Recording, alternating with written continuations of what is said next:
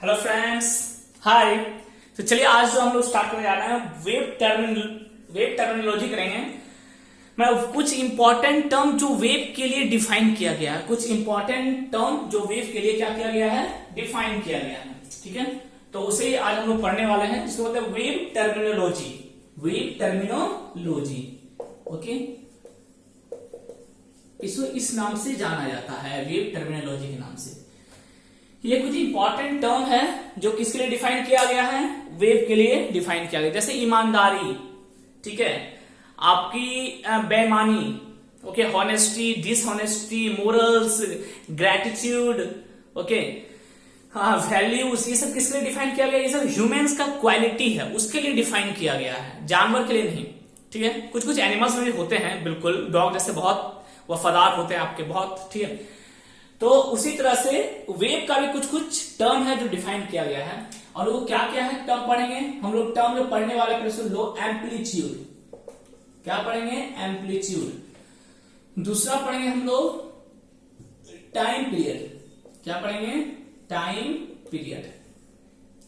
तीसरा पढ़ेंगे हम लोग फ्रीक्वेंसी। फ्रीक्वेंसी। और फोर्थ पढ़ेंगे हम लोग वेवलेंथ। और क्या पढ़ेंगे? वेवलेंथ। तो ये चार टर्म हम पढ़ने वाले हैं। पहले चारों टर्म को समझेंगे, डिफिनेशन में एक साथ लिख दूंगा, उतार लेना। पहले चारों टर्म को अच्छे से प्रेम से समझो, ठीक है, अच्छे से और प्रेम से समझो। ओके, चारों टर्म को अच्छे से समझना। माय गॉड, चलो प्रारंभ से आरंभ करते हैं। प्रारंभ क्या है मेरा? एम्पलीट्यूड। लिख देते हैं एम्पलीट्यूड। ठीक, देखो, अच्छा चलो डिफिनेशन लिख लेते हैं। होता क्या सुनिए पहले, maximum displacement of particle. Maximum याद रखना, maximum displacement of particle. Particle का जो मैक्सिमम डिस्प्लेसमेंट होता है from its mean position, from its mean position is called amplitude, is called amplitude. अब ध्यान से समझना है क्या भाई, ये जो पार्टिकल क्या होता है पता है, अपने पोजीशन से डिस्प्लेस होकर थोड़ा आगे चला जाता है। उसमें थोड़ा सा मैं बात किया था, इसका याद करो। फिर पीछे आता है, फिर इधर जाता है, फिर पोजीशन में आ जाता है। दो में बात किया था, एक लॉन्गिट्यूडनल और एक ट्रांसवर्स। ठीक है, लॉन्गिट्यूडनल में क्या बात किए थे? लॉन्गिट्यूडनल में बात की थी, मानो ये मीन पोजीशन है, तो पार्टिकल मीन पोजीशन से थोड़ा आगे चला गया, आगे वाले को धक्का मारा, धक्का मारने के बाद वापस अपने पोजीशन में आया, वापस अपने पोजीशन में आया, लेकिन यहां रुकेगा नहीं, वेलोसिटी है। फिर थोड़ा पीछे चला गया, फिर थोड़ा यहां से पीछे चला गया, क्या पीछे रुकेगा? नहीं, फिर वापस मेन पोजीशन में आ जाएगा। यही था लॉन्गिट्यूडनल के लिए। ट्रांसवर्स के लिए क्या था, याद करो।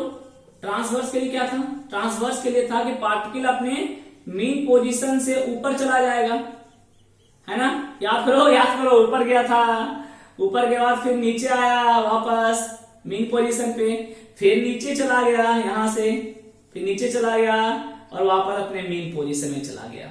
यही हुआ था ट्रांसवर्स में। इसमें क्या था? इसमें पार्टिकल भी इधर ही मूव कर रहा है और वेव भी इधर ही मूव कर रहा है, दोनों का डायरेक्शन सेम था। एनर्जी, वेव का एनर्जी का डायरेक्शन इधर था, ठीक है, और पार्टिकल का भी डायरेक्शन इधर ही था लॉन्गिट्यूडनल में।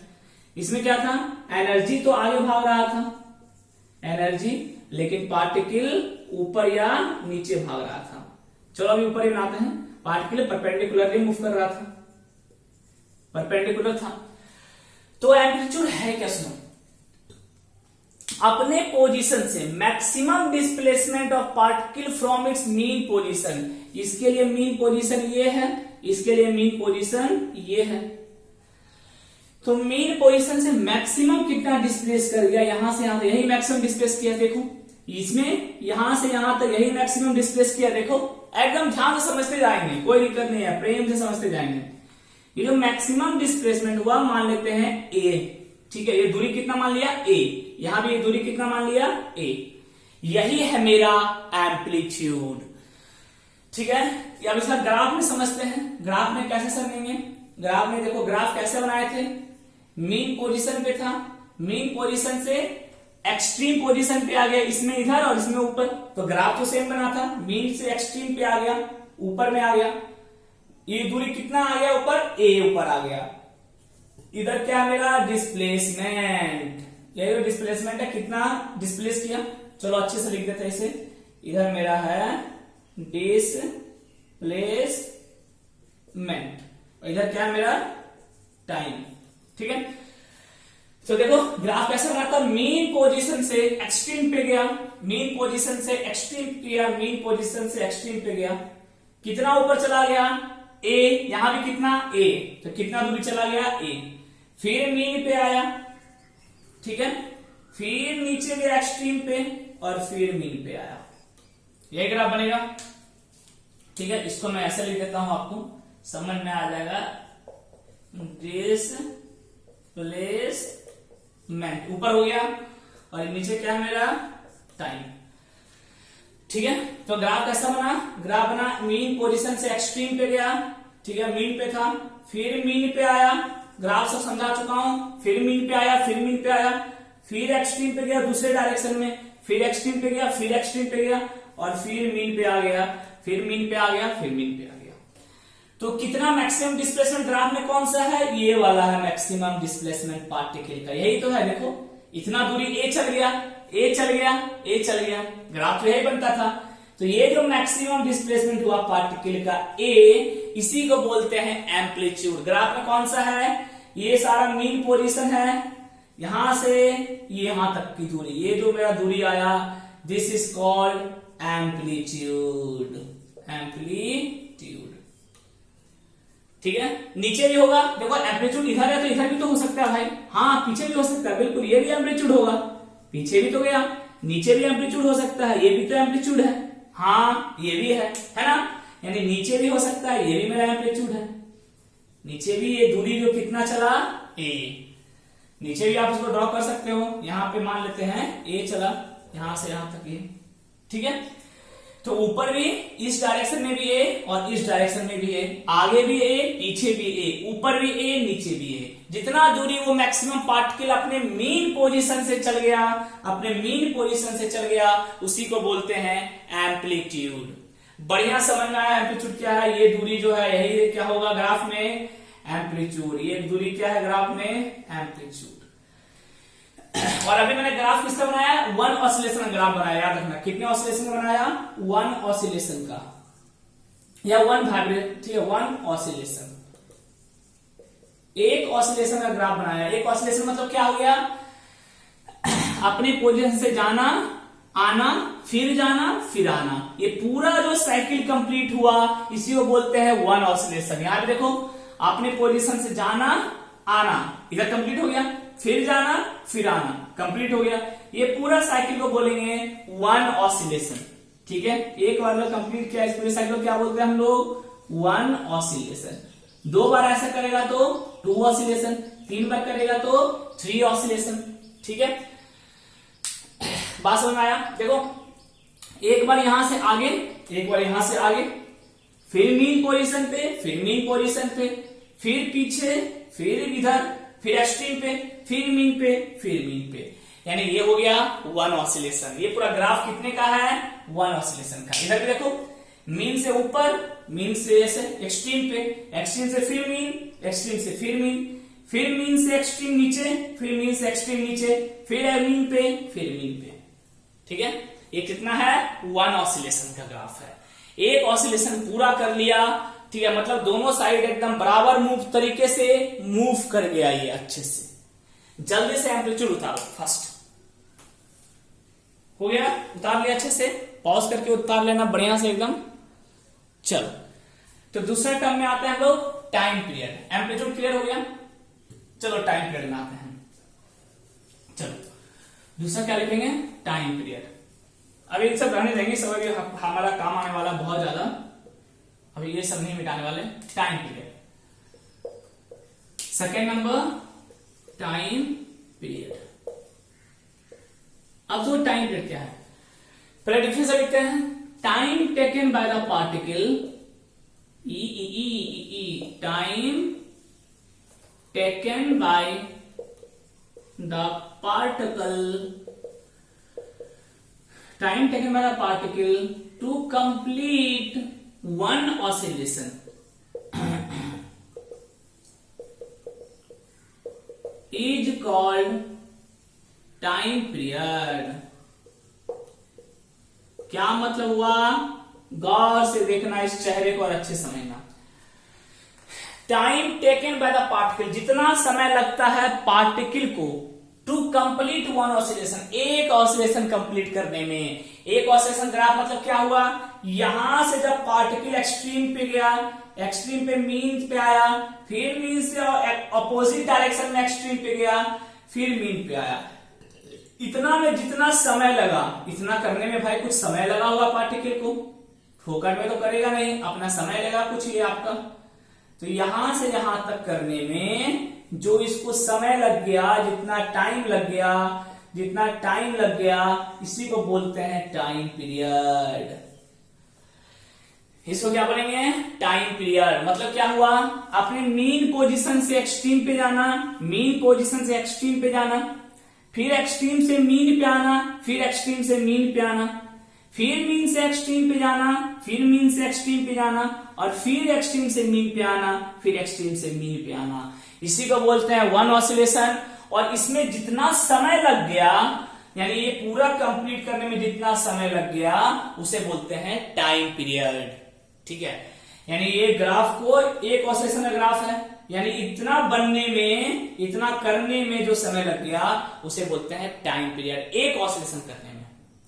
ठीक है, अगर क्वेश्चन करेंगे सबको समझ में आएगा। टाइम पीरियड समझ में आया अच्छे से? एक ऑसिलेशन करने में जो समय लगा, सिंपल सा लॉजिक है, कुछ नहीं। जैसा मैं क्या बोलूं, मैं बोलूंगा एक ग्राफ मानो इस टाइप का दिया हुआ, ठीक है, अच्छे से समझना। ये क्वेश्चन ऊपर कट रहा है क्या? कहीं पे भी कुछ भी नहीं। चलो मानो एक ग्राफ इस टाइप का दिया हुआ है, थोड़ा सा नीचे बनाते हैं इसे, ऐसा T T T T T T, ऐसा। ठीक, अच्छा दो टर्म हो गया ना, एम्पलीट्यूड टाइम पीरियड, इसको मैं मिटाता हूं, यहां बनाता हूं आपको समझाने के लिए टाइम पीरियड और भी अच्छे से, और भी अच्छे स्टैंडर्ड समझाने के लिए एक एग्जांपल ले रहा हूं मैं आपको, देखना। टू टू टू टू टू टू ऐसा हुआ। ठीक, अब समझना अच्छे से। ये डिस्प्लेसमेंट टाइम ग्राफ है, बिल्कुल डिस्प्लेसमेंट टाइम नहीं बनता है यहाँ पे। मैं बोलूंगा ये पूरा में, क्वेश्चन कैसे है सुनो, बोलेगा ये पूरा में मेरे को समय लगा 15 सेकेंड। कितना लगा? 15 सेकेंड। ये पूरा कंप्लीट करने में, यहां से यहां तक, यहां से यहां तक T two T two T two, ये पूरा यहां से यहां तक कंप्लीट करने में कितना समय लगा? 15 सेकेंड का समय लगा, 15 सेकेंड का समय लगा। तो बताओ टाइम पीरियड कितना होगा? तो बताओ टाइम पीरियड कितना होगा? चलो डिफरेंशियल मिटाऊं मैं, ठीक है, एक ऑसिलेशन में जो समय लगे। अब देखो टाइम पीरियड इसका निकालना, सुनो ध्यान से। पहले हम देखते हैं कितना ऑसिलेशन किया भाई, कितना ऑसिलेशन किया। 15 सेकंड लग रहा है ये पूरा करने में, तो इसके अंदर कितना ऑसिलेशन छिपा हुआ है। टाइम पीरियड कितने का होता है? एक ऑसिलेशन का। ठीक, देखो टू टू, देखो यहां से यहां तक देखना अच्छे से, यहां तक ये कितना ऑसिलेशन हो गया? ये हो गया एक ऑसिलेशन। यहां से यहां तक एक ऑसिलेशन, टू टू, एक ऑसिलेशन। ठीक, चलो ये हो गया एक ऑसिलेशन। अब देखो यहां से फिर हुआ, फिर टू टू, ये देखो ये हो गया दूसरा ऑसिलेशन। हाँ, फिर देखो यहां से टू टू, ये हो गया तीसरा ऑसिलेशन। यानी पूरा 3 ऑसिलेशन करने में इसको कितना लगा? 15 सेकेंड। दिख रहा है? यहां से यहां तक एक ऑसिलेशन, यहां से फिर यहां तक दूसरा ऑसिलेशन, फिर यहां से यहां तक तीसरा ऑसिलेशन, यानी पूरा 3 ऑसिलेशन में कितना लग गया? 15 सेकेंड। बोला क्या निकालने के लिए? टाइम पीरियड बताओ भैया कितना हुआ। टाइम पीरियड कितने का होता है? टाइम पीरियड एक ऑसिलेशन का होता है, तो 3 ऑसिलेशन में 15 सेकेंड, तो एक ऑसिलेशन में कितना लगेगा? एक ऑसिलेशन में हो जाएगा 15/3, यानी 5 सेकेंड। कितने का आ गया? एक ऑसिलेशन का। और एक ऑसिलेशन में जितना समय लगता है उसी को बोलते हैं टाइम पीरियड। तो टाइम पीरियड कितना लिखेंगे? Time period equal to 5 second. This is your answer, this is your answer. बढ़िया समझ में आया टाइम पीरियड। कुछ दिक्कत, कुछ परेशानी नहीं होनी चाहिए, ठीक है। एक ऑसिलेशन में जो समय लगे, बस खत्म बात, ठीक है। 3 ऑसिलेशन में 15, तो एक ऑसिलेशन में 5 सेकंड लगा, टाइम पीरियड कितना, 5, खत्म। जल्दी से उतार लो इसको पॉज करके, tick tock tick tock tick tock, हो गया। चल, और समझ में आ गया आपको। अब आते हैं फ्रीक्वेंसी, फ्रीक्वेंसी, ठीक है, अच्छे समझते जाना सब। नेक्स्ट हमारा फ्रीक्वेंसी,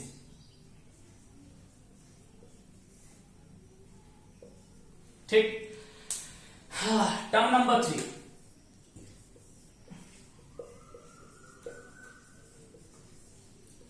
फ्रीक्वेंसी क्या है, देखो फ्रीक्वेंसी क्या है, एक सेकेंड में जितना ऑसिलेशन कर ले, total number of oscillation, total number of oscillation in 1 second, in 1 second is called frequency. Total number of oscillation in 1 second, sir क्या हुआ, अब इसको समझते हैं।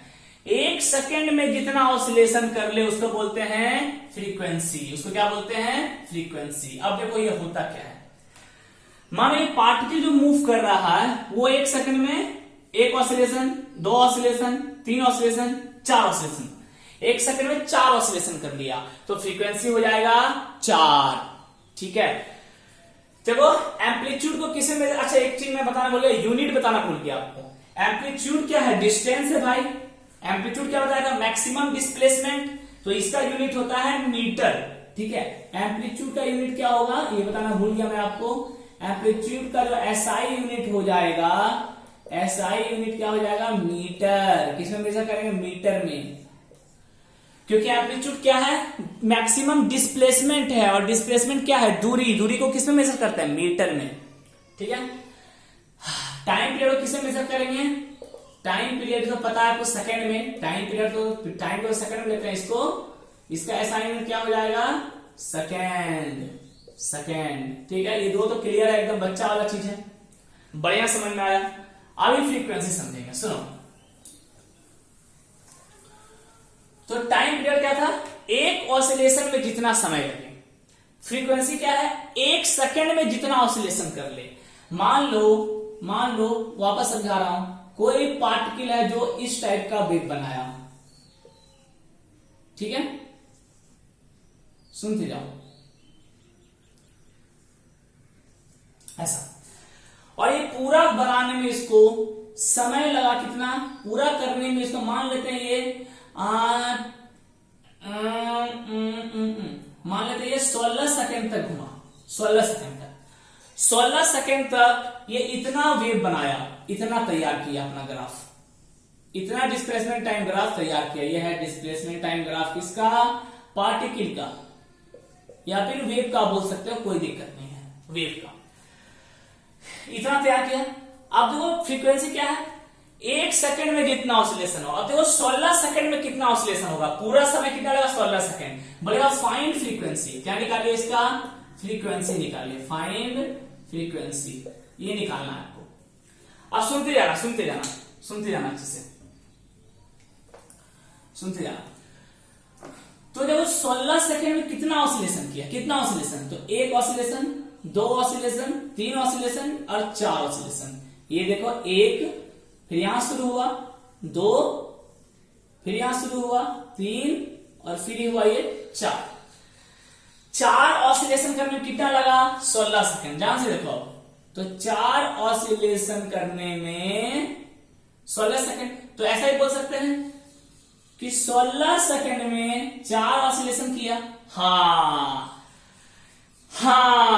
16 सेकंड में 4 ऑसिलेशन किया। अच्छा, तो एक सेकंड में कितना ऑसिलेशन करेगा, एक सेकंड में तो 4/16 यानी 1/4 ऑसिलेशन करेगा। यही मेरा क्या है, फ्रीक्वेंसी, यही क्या है, फ्रीक्वेंसी, एक सेकंड में जितना ऑसिलेशन करेगा। और अच्छा समझना चाहते हो, चलो इसको थोड़ा बढ़िया से लिखते हैं। मान लेते हैं ये 2 सेकंड लगाया, 2 सेकंड नहीं 1 मिनट, थोड़ा सा इसको अच्छा छोटा करते हैं, चलो ठीक है 2 सेकंड लगाया। 2 सेकंड में मान लेते हैं कितना ऑसिलेशन किया, 4 ऑसिलेशन। चलो सोलह की जगह हम 2 ले लेते हैं, मान लिए 2, और अच्छा समझ में आएगा, अभी और क्लियर होगा। देखो इससे तो क्लियर हुआ, और क्लियर होगा। देखो मान लेते पूरा यहां से यहां तक ऑसिलेशन करने में इसको 2 सेकंड लगा, तो 2 सेकंड में कितना ऑसिलेशन किया, 1 2 3 4 ऑसिलेशन किया 2 सेकंड में, ठीक है। तो 1 सेकंड में कितना ऑसिलेशन करेगा, देखो 1 सेकंड में 4/2 यानी 2 ऑसिलेशन करेगा, यानी 2 बार ये 1 सेकंड में घूम जाएगा।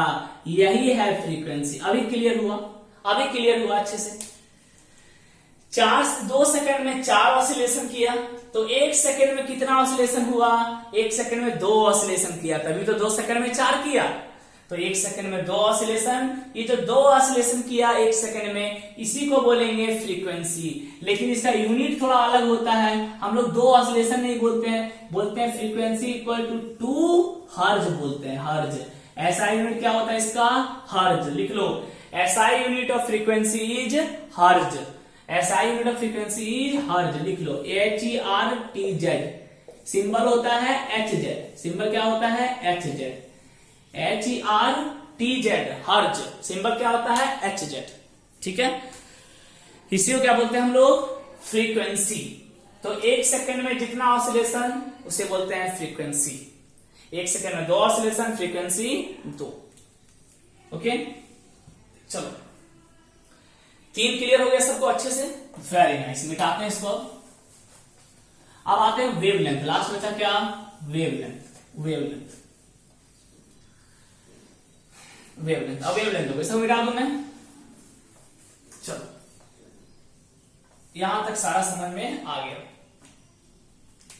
4th नंबर टॉपिक आते हैं वेवलेंथ। वेवलेंथ जैसे नाम से क्लियर, देखो वेव लेंथ। देखो हम लोग एम्पलीट्यूड पढ़े थे, एम्पलीट्यूड किसका होता है, एम्पलीट्यूड होता है पार्टिकल का, पार्टिकल कितना दूर चला, ठीक है। पार्टिकल का क्या होता है, एम्पलीट्यूड। लेकिन भाई सोचो पार्टिकल चल रहा है तो वेव भी तो चल रहा है, मतलब एनर्जी का भी तो फ्लो हो रहा है पार्टिकल की वजह से। पार्टिकल गया, टकराया, फिर वापस आया, यानी अपना एनर्जी आगे वाले को दे दिया, समझाया था, ठीक। जो एनर्जी का फ्लो होता है उसे ही वेव बोलते हैं। तो पार्टिकल कितना चला वो तो निकाल लिए, लेकिन अब एनर्जी कहां तक पहुंचा, एनर्जी कितना दूर चला वो भी तो निकालना होगा। अरे भाई एनर्जी भी तो आगे भाग रहा है, पार्टिकल तो आगे भागे, टकरा के वापस आ गया, लेकिन एनर्जी भी तो आगे गया। तो एनर्जी कितना दूर भागा उसे बोलेंगे वेव का लेंथ। वेव मतलब क्या हो गया, एक तरह से एनर्जी, ठीक है, एक तरह से एनर्जी। तो एनर्जी का लेंथ यानी एनर्जी कितना दूर ट्रेवल किया आपके पार्टिकल के टकराने से, वही है आपका वेव लेंथ, ठीक है। तो कैसे डिफाइन करेंगे वेव का लेंथ को, कैसे डिफाइन करें, कैसे जानेंगे वेव कितना चला। तो देखो इसको क्या बोलेंगे,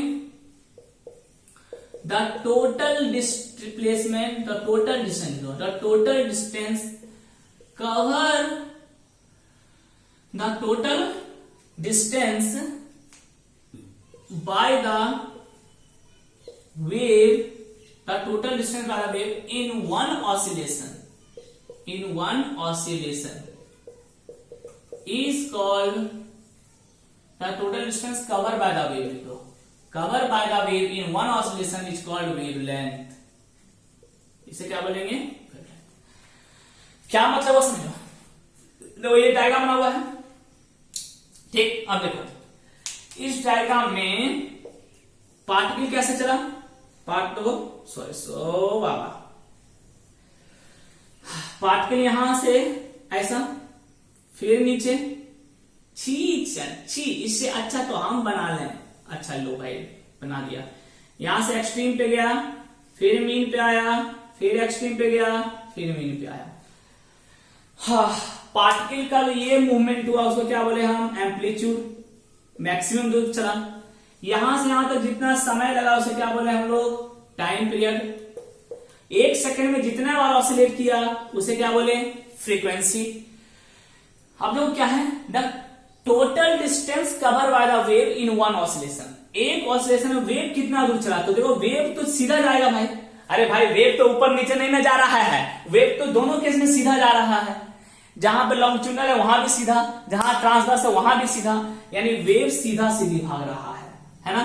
तो सीधा सीधी यहां से यहां तक एक ऑसिलेशन में जितना दूरी कवर कर लिया, एक ऑसिलेशन में कहां शुरू हुआ, यहां से शुरू हुआ, पार्टिकल भले ही ऊपर नीचे या आगे पीछे कर रहा है, वेव तो सीधा सीधी जा रहा है। तो एक ऑसिलेशन में यहां से यहां तक इतना दूरी चलेगा वेव, इसी को बोलते हैं वेवलेंथ। क्या बोलते हैं? वेवलेंथ। सिंबल होता है लैम्डा। क्या बोलते हैं? लैम्डा। लंगड़ा मत बोलना, लैम्डा लैम्डा, इसको बोलेंगे वेवलेंथ। कहां से? ओ से लेकर एक पॉइंट ए मान लो, ये पॉइंट बी, ओ से बी तक, ओ से बी तक का जो दूरी है इसी को बोलेंगे वेवलेंथ। वेव क्या हो गया? सीधा सीधा भागा।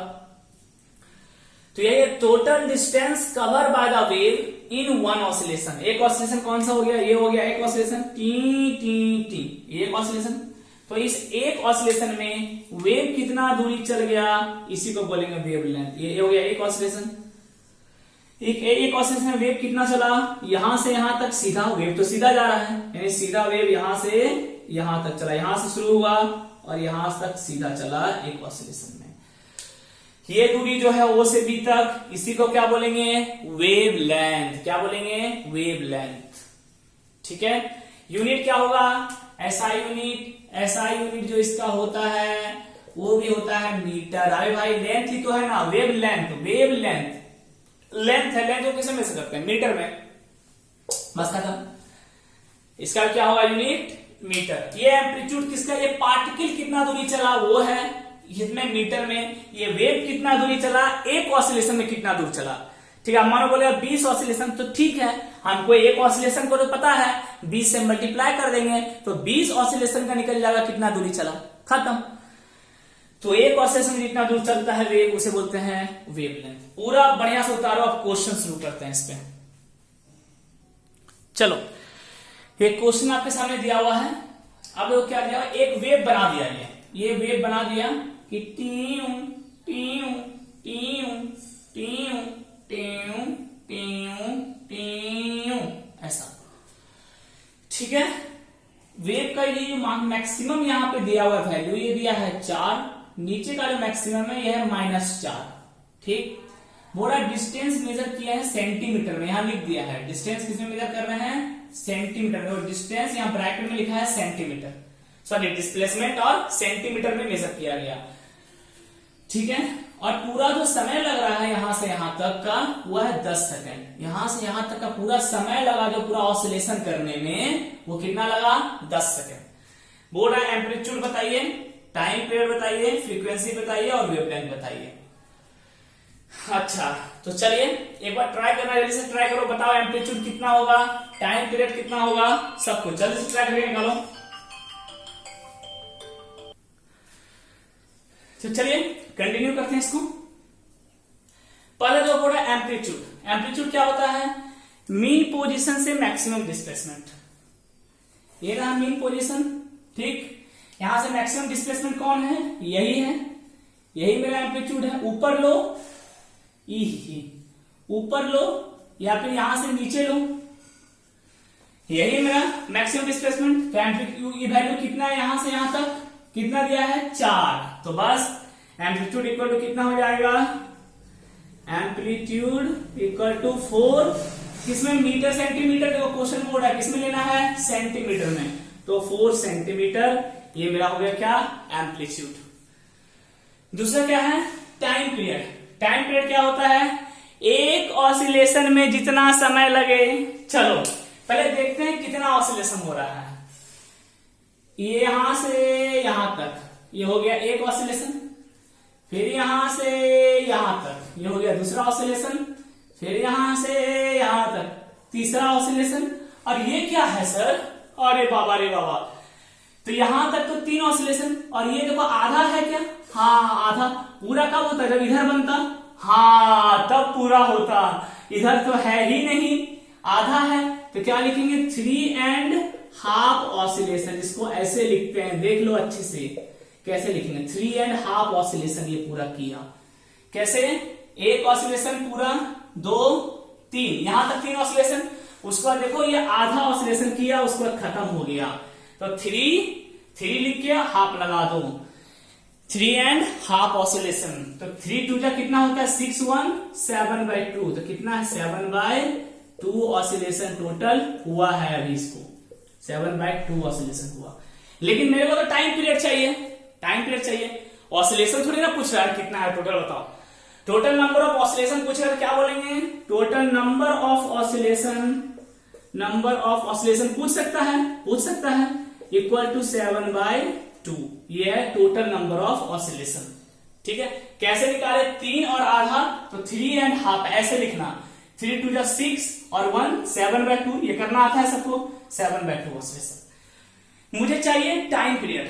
टाइम पीरियड क्या होता है, एक ऑसिलेशन में जितना समय लगे। अच्छा आओ, तो 7/2 ऑसिलेशन में कितना समय लग रहा है, देखो 7/2 ऑसिलेशन में पूरा कितना समय लगा, 10 सेकेंड। पूरा कितना समय लगा, 10 सेकेंड।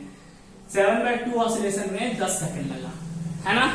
तो एक ऑसिलेशन में कितना समय लगेगा, तो एक ऑसिलेशन में कितना लगेगा, 10 इंटू 1, अब पता है ये नीचे आ जाएगा, ये ऊपर 10 इंटू 1/7/2 यही लिखेंगे। अरे यही तो होगा, 7/2 नीचे चला जाएगा, यूनिटरी मेथड है यार, यूनिटरी मेथड। कितना आ जाएगा 20/7 सेकेंड, यानी 20/7 कितना होता है, 7 2 जा 14, बचेगा 6, नीचे उतरेगा बचेगा 8, ठीक है, 2.8 सेकेंड। यानी एक ऑसिलेशन में 2.8 सेकेंड का समय लगेगा। 7/2 ऑसिलेशन में 10 सेकेंड, तो एक ऑसिलेशन में 10/7/2 इंटू 1, 20/7 आ गया, यानी 2.8 सेकेंड लगेगा। यानी यहां लिखेंगे टाइम पीरियड इक्वल टू कितना हो गया, टाइम पीरियड इक्वल टू हो गया 2.8 सेकेंड। और या फिर क्या लिख सकते हो, 20/7 सेकेंड भी लिख सकते हैं। 20/7 सेकेंड लिखो या 2.8 सेकेंड लिखो, दोनों बात सही है। आ गया 3 आ गया। पहले यहां पे उतारो जल्दी से, फिर आते हैं फ्रीक्वेंसी और वेवलेंथ में। चलो हो गया ना, ठीक। टाइम पीरियड भी निकल गया 2.8 सेकेंड। एक ऑसिलेशन में कितना लगा मेरा, 2.8 सेकेंड लगा, समझ में आ गया, ठीक है। 3 तो अगर बचा फ्रीक्वेंसी और वेवलेंथ। चलो इसको मिटाएं, फ्रीक्वेंसी और वेवलेंथ निकालना है, ओके। इसको मिटा दूं मैं, निकल गया मेरा। आ जाओ फ्रीक्वेंसी और वेवलेंथ निकालते हैं, पहले फ्रीक्वेंसी निकालते हैं, ठीक। आ जाओ फ्रीक्वेंसी में बात करते हैं हम। देखो फ्रीक्वेंसी, टाइम पीरियड क्या था, एक ऑसिलेशन में जितना समय लगे उसे टाइम पीरियड बोलते हैं। फ्रीक्वेंसी क्या है, एक सेकेंड में जितना ऑसिलेशन करे, तो उल्टा कर दो बस, पूरा 10 सेकेंड में कितना ऑसिलेशन कर रहा है, 10 सेकेंड में कर रहा है 7/2 ऑसिलेशन। आहा कितना मनमोहक, कितना सुंदर, 10 सेकेंड में 7/2 ऑसिलेशन। तो एक सेकेंड में कितना ऑसिलेशन करेगा, एक सेकेंड में 7/2 इंटू 1/10। अरे यही तो होगा, 7/2 इंटू 1/10, है ना। एक सेकंड में कितना ऑसिलेशन करेगा, तो 7/20 ऑसिलेशन करेगा एक सेकंड में। आ गया ना, ठीक है। यानी फ्रीक्वेंसी कितना लिखेंगे, एम्पलीट्यूड आ गया, टाइम पीरियड आ गया, और फ्रीक्वेंसी और एक वेवलेंथ बचा, ठीक है। यानी फ्रीक्वेंसी कितना लिखेंगे, फ्रीक्वेंसी इक्वल टू कितना, 7/20। ऑसिलेशन नहीं लिखेंगे, क्या लिखेंगे, हर्ज लिखेंगे, हर्ज लिखेंगे यहाँ पे। तो पहला क्या निकल गया था मेरा, एम्पलीट्यूड निकल गया था। दूसरा क्या निकाल लिए थे, नंबर ऑफ ऑसिलेशन। अगर पूछा नहीं, करेंगे पूछता तो हम बता देते हैं। तीसरा क्या निकाले थे, टाइम पीरियड कितना, 20/7। और फोर्थ क्या निकाले, फ्रीक्वेंसी कितना, 7/20, ठीक है। इतना आया, ओके। आगे देखते हैं, यहां तक आ गया। अगला क्या है, वेवलेंथ, लास्ट बचा वेवलेंथ। इजी था एकदम, समझ लो। 10 सेकंड में पूरा कितना, 7/2 ऑसिलेशन। फ्रीक्वेंसी क्या होता है, एक सेकंड में जितना ऑसिलेशन हो, तो एक सेकंड में कितना करेगा, 7/2 इंटू 1/10, एकदम बच्चा वाला काम। 7/20 ऑसिलेशन करेगा, तो यही है फ्रीक्वेंसी, 7/20 हर्ट्ज। अब आते हैं वेवलेंथ में, यहां तक उतार रहे से उतार लिया। चलो वेवलेंथ में आकर अब सुनो वेवलेंथ कैसे निकालेंगे। वेवलेंथ क्या होता है? Total distance cover by the wave in one oscillation, यही है। अब चलो, अब एक ऑसिलेशन कितना दूरी चलेगा, यही मेरा एक ऑसिलेशन का दूरी। देखो यहां शुरू हुआ, यहां से यहां तक, यही है मेरा एक ऑसिलेशन। इसमें जितना दूरी चला, यानी यहां से यहां तक का दूरी, यही आपको निकालना है। हाँ अच्छा, ये दूरी कैसे निकालेंगे? इसी को क्या बोलेंगे हम लोग? लैम्डा, यानी वेवलेंथ। तो आप एक फॉर्मूला शायद पढ़े होंगे कभी, distance equal to velocity into time, याद है? Distance equal to velocity into time, ये फॉर्मूला पढ़े, distance equal to velocity into time. अच्छा अब सुना ध्यान से, ये फॉर्मूला याद है, बहुत इंपॉर्टेंट है। अगला जो बता रहा हूं मैं वेवलेंथ वाला किस्सा, बहुत इंपॉर्टेंट है, सुनना।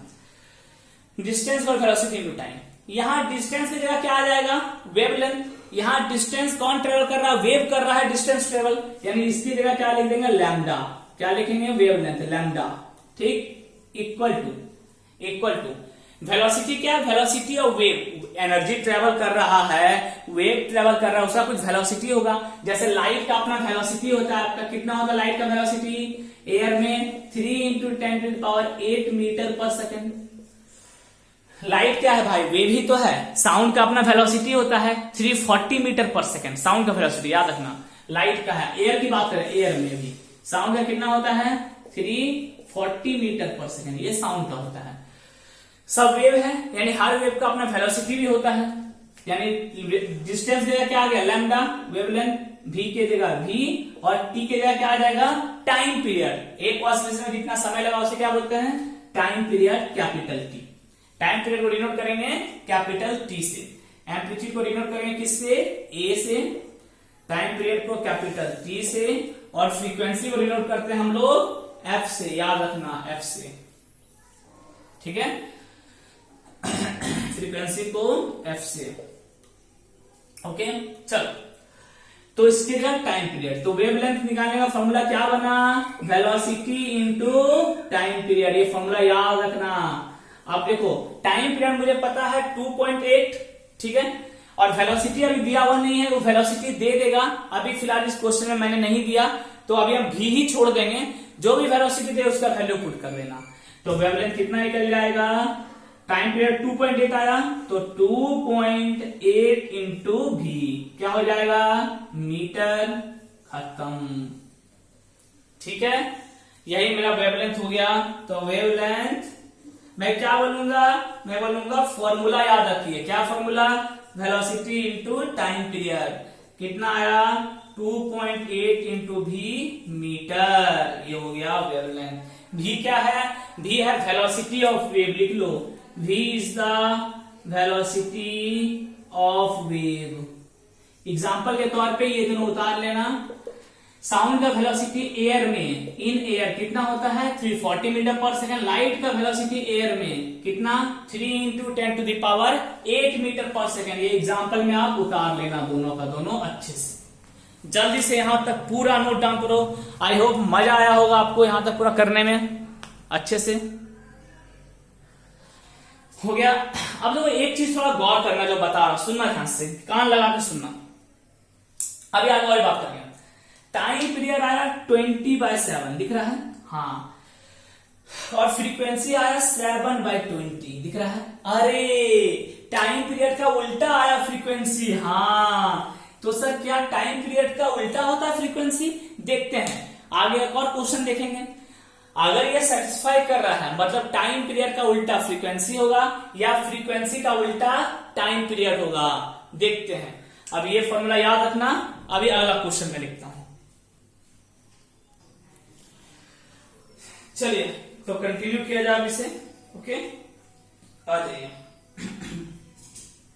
आप देखो अच्छी ध्यान से, जो बता रहा हूं सुनना। देखो हम जानते हैं वेव ऐसे ट्रेवल करता है। अभी तक हम लोग क्या पढ़ लिए? अभी तक मुझे एक फॉर्मूला मिला, wavelength equal to velocity into time period. ये फॉर्मूला याद रखना। सुनो, अभी तक मैं 2-3 अब कंक्लूजन बता रहा हूं। पहला कंक्लूजन मेरा क्या मिला कि जो वेवलेंथ होता है वो होता है वेलोसिटी इंटू टाइम पीरियड।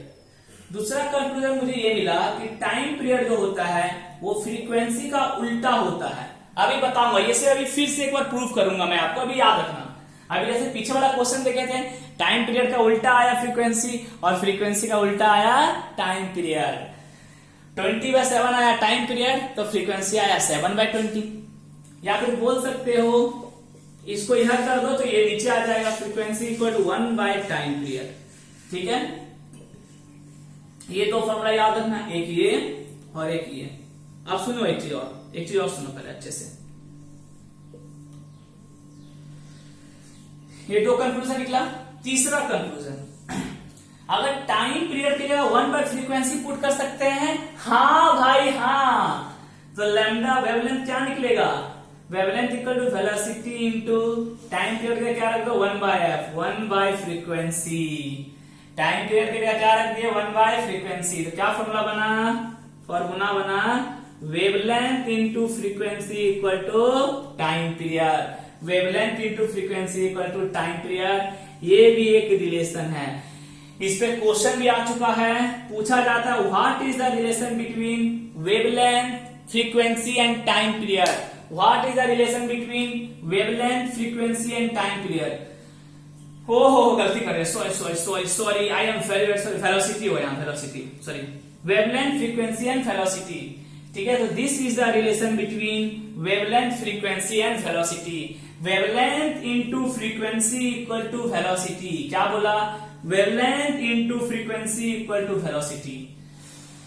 इसे पूछेगा what is the relation between wavelength, velocity and time period, तो wavelength equal to velocity into time period, wavelength equal to velocity into time period. ये पूछे कुछ भी पूछ सकता है। ठीक है, ये 3 इंपॉर्टेंट बात है, नोट डाउन करो फिर अगला। चलिए सुनिए नेक्स्ट। आपको ये इंपॉर्टेंट हम लोग टॉपिक पढ़ने जा रहे हैं जो है crust and trough, CREST, crust and trough, TROUGH। ठीक, एक इंपॉर्टेंट टर्म है आपके लिए, ठीक है, क्रस्ट एंड ट्रफ। ओके, आप देखो जैसे कि आपका लॉन्गिट्यूडनल वेव में क्या पढ़े थे, लॉन्गिट्यूडनल वेव में कंप्रेशन और रेयरफेक्शन होता है। याद है रे बाबा, याद है। ठीक है, ये पूरा लिख लिया अच्छे से सब रिलेशन। चलो, लॉन्गिट्यूडनल वेव याद है होगा आपको, लॉन्गिट्यूडनल वेव, इसमें हम लोग क्या पढ़े थे, इसमें पढ़े थे हम लोग कंप्रेशन एंड रेयरफेक्शन, 2 टर्म पढ़े थे। ठीक है, कंप्रेशन एंड रेयरफेक्शन, ये 2 चीज आपको समझाया था। ठीक है, किसमें, लॉन्गिट्यूडनल वेव में। उसी तरह ट्रांसवर्स वेव में होता है क्रस्ट एंड ट्रफ। उसी तरह ट्रांसवर्स वेव, इसमें होता है क्रस्ट एंड ट्रफ, ये होता है किसमें, ट्रांसवर्स वेव में। ओके, अब देखो जो कैसे दिखाएं ग्राफ में, समझना अच्छे से। क्रस्ट एंड ट्रफ बहुत इंपॉर्टेंट चीज है, या समझना इसको अच्छे से। इधर मेरा क्या होगा, एज इट इज डिस्प्लेसमेंट, इधर क्या होगा, एज इट इज टाइम, और ग्राफ मेरा कैसा बना था, ग्राफ ऐसा बना था, याद है। चलो इसको मैं 2 ग्राफ बना रहा हूं, सुनना, इसी को मैं 2 ग्राफ बना रहा हूं, इसी का मैं एक और बना, 2 ऑसिलेशन करवाते हैं। चलो इसका, ये 2 ऑसिलेशन करवाए। ठीक है, कितना ऑसिलेशन करवाए टोटल, 2 ऑसिलेशन। इधर हो गया 2 ऑसिलेशन करवाए। अब देखो पार्टिकल क्या हुआ, मीन पोजीशन से एक्सट्रीम पे गया, फिर मीन पे आया, फिर एक्सट्रीम पे गया, फिर मीन पे आया, ये हो गया एक ऑसिलेशन मीन पे। फिर मीन से एक्सट्रीम पे गया, फिर मीन पे आया, फिर एक्सट्रीम पे गया, फिर मीन पे आया, दूसरा ऑसिलेशन। ठीक, अब सुनो ध्यान से सुनना क्या बता रहा हूं। जब एक्सट्रीम पे गया पार्टिकल, इस पॉइंट को बोलते हैं क्रस्ट, इस पॉइंट को क्या बोलते हैं, क्रस्ट। फिर वापस अपोजिट डायरेक्शन में एक्सट्रीम पे गया, इसे बोलते हैं ट्रफ। क्या बोलते हैं, ट्रफ। इस पॉइंट को ट्रफ, इस पॉइंट को क्रस्ट। ठीक है, इस पॉइंट को क्रस्ट। उसी तरह फिर से जब मीन से एक्सट्रीम पे गया तो फिर क्या बोलेंगे इसको, क्रस्ट। ठीक है, फिर एक्सट्रीम पे मीन पे आया तो क्या बोलेंगे, फिर मीन से अपोजिट डायरेक्शन में एक्सट्रीम पे आया तो क्या बोलेंगे, ट्रफ। तो यहां पे क्या होता है, पार्टिकल क्रस्ट और ट्रफ चलता है एक्सट्रीम पे। क्या बोलते हैं, ऊपर वाले में क्रस्ट और नीचे वाले में क्या बोलते हैं, ट्रफ। नीचे वाले में बोलते हैं ट्रफ। ठीक है, ये किस में होता है, ट्रांसवर्स वेव में होता है। ओके, अब देखो कुछ लोग, क्यों मैं बता रहा हूं, इसलिए बता रहा हूं, कुछ लोग जो है कहीं कहीं आप देखना वेवलेंथ को डिफाइन किया रहता है the distance between two consecutive crust and to consecutive trough. मैंने वेवलेंथ को साफ साफ डिफाइन किया, the total distance cover by the wave in one oscillation. ठीक है, एक ऑसिलेशन में जितना डिस्टेंस वेव कवर कर ले उसी को क्या बोलेंगे, उसी को बोलेंगे वेवलेंथ, साफ साफ। लेकिन सोचो हम ऐसा भी तो डिफाइन कर सकते हैं, सुनो ध्यान से क्या बोल रहा हूं। मैं इधर से आधा खिसका देता हूं, यानी यहां पे लेता हूं मैं, ठीक है, और इधर से भी आधा खिसका देता हूं, यहां पे लेता हूं। क्या बोला, क्या बोला, समझ में आया बात। इधर से मैं आधा आगे खिसका दिया, मैं यहां से मानो ले रहा हूं तो यहां से ले रहा था तो यहां तक आया एक ऑसिलेशन। हाँ देखना अच्छे से क्या बोल रहा हूं, यहां से ले रहा तो यहां आया एक ऑसिलेशन। अब मानो आधा आगे शिफ्ट कर गया तो इसको भी आधा आगे शिफ्ट कर देंगे, इसको भी आधा आगे शिफ्ट कर देंगे। ठीक, यानी यहां से यहां तक का दूरी जो होगा ये भी तो होगा वन ऑसिलेशन। सोचो मैंने क्या बोला, समझ में आया। कुछ नहीं भाई, शिफ्टिंग कर दिया, बस शिफ्टिंग कर दिया। इसको भी क्या बोलेंगे, वेवलेंथ बोलेंगे। ये दूरी को भी वेवलेंथ बोल सकते हैं। अरे बोल सकते हैं, बिल्कुल बोल सकते हैं यार, क्यों नहीं बोलेंगे। ठीक है, सिंपल समझ में आया। पहले यहां से यहां तक का दूरी था वेवलेंथ, पूरा ये दूरी। अब इसको मैंने आगे शिफ्ट कर दिया आधा, तो ये भी आधा पीछे चला गया। इसको आधा आगे कर दिया तो ये भी आधा इधर चला गया, तो ये भी क्या होगा, सेम होगा, क्या होगा, वेवलेंथ होगा। तो यानी दो लगातार क्रस्ट के बीच की दूरी, दो लगातार क्रस्ट के बीच की दूरी को भी वेवलेंथ बोल सकते हैं। दो लगातार क्रस्ट के बीच की दूरी भी क्या कहलाती है, वेवलेंथ कहलाती है।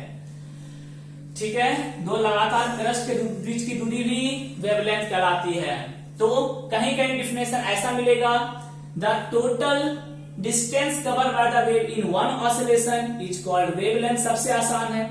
या कहीं कहीं ऐसा लिखा रहता है, the distance between two consecutive crust is called wavelength. उसी तरह नीचे भी हो सकता है, नीचे भी क्या होगा, यहां से यहां तक की दूरी टू कॉन्सिक्यूटिव ट्रफ, ये भी तो हो सकता है भाई, टू कॉन्सिक्यूटिव ट्रफ होगा तो भी क्या बोलेंगे इसको, वेवलेंथ। सेम दो कॉन्सिक्यूटिव क्रस्ट हो सकता है तो टू कॉन्सिक्यूटिव ट्रफ भी हो सकता है, इसको भी क्या बोलेंगे, वेवलेंथ। इस दूरी को भी वेवलेंथ बोल सकते हैं। ठीक है, तो वेवलेंथ का 3 डिफिनेशन बनता है। पहला क्या, पहला तो बता दिया। दूसरा, the distance between two consecutive crust is called wavelength, या बोल सकते हो the distance between two consecutive trough is called wavelength. बात सब बराबर है, कुल मिला के सब एक ही चीज है। ठीक है, समझ में आ रहा, कुल मिला के सब एक ही चीज है। ओके, कोई बड़ी बात नहीं है। जल्दी से इसको उतार लो पूरा अच्छे से, फिर क्वेश्चन पे आते हैं। और फॉर्मूला याद रखना, ठीक है। लैम्डा यहां क्या है, लैम्डा है, लिख लो वेवलेंथ, लिख लो v क्या है, वेलोसिटी ऑफ वेव, f क्या है, फ्रीक्वेंसी, t क्या है, time period, time period. Okay, सब अच्छे से उतार लो। चलिए तो शुरू करते हैं इसको। काफी अच्छा क्वेश्चन है, ठीक है। क्वेश्चन ध्यान से पढ़ो और एक बार खुद से ट्राई करो, ओके।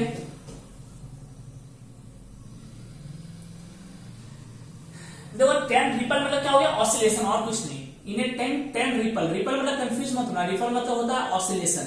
देखो अलग अलग टर्म आपको वो देगा, आप कंफ्यूज मत करना। रिपल मतलब ऑसिलेशन, ठीक है। मैं कुछ नहीं बताने वाला, खुद क्वेश्चन समझो, खुद ट्राई करो। जल्दी से बताओ कितना आएगा, क्विक। मैं 3 गिनूंगा, 1 2 3, खुद से ट्राई करो। चलो मैं सॉल्यूशन करता हूं इसका। बहुत अच्छा क्वेश्चन, बहुत बढ़िया क्वेश्चन।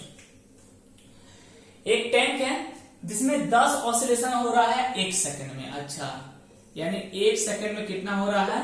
10 ऑसिलेशन हो रहा है। और बोल रहा है ट्रफ एंड क्रस्ट, बोल रहा है आ ट्रफ एंड अ क्रस्ट।